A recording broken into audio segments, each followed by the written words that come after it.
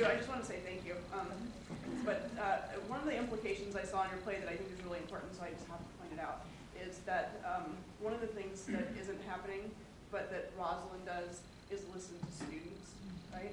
She listens to them through their writing. She listens to Ivan. You know, she treats the students with humanity, and I think that, like, you know, I've been going to a lot of these meetings and been doing a lot of education research over many years. I'm a teacher myself, and I just feel like we often get lost in our own battles and we forget to listen to what the kids have to say, and we tend to think that we are the experts of their learning, and that's a problem. And I think that that's a huge lesson that your play teaches.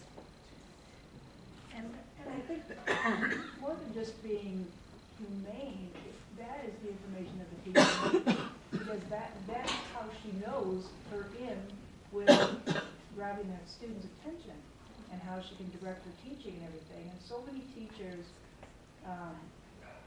find, because of all this testing stuff and everything, they don't have that time to get to know those students personally. What brings them in?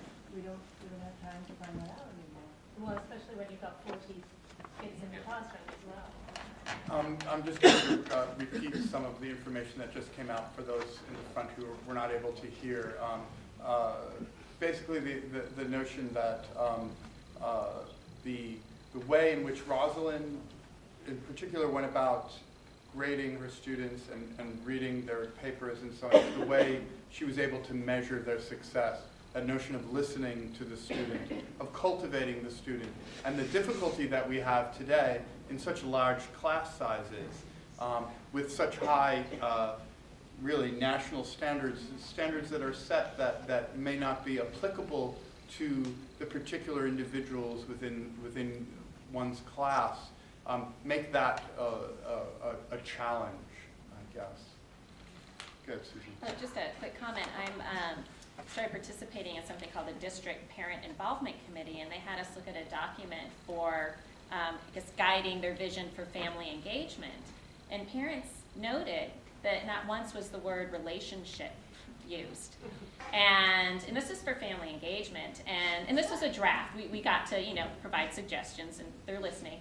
And then there were terms like accountability and achievement throughout this document. And so, you know, one fellow said, well, accountability, that sounds like you don't trust people.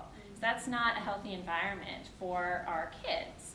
And the other one, achievement, we ended up changing that to, I believe, student development, because achievement doesn't sound like a dangerous term, but nowadays it means what a test score.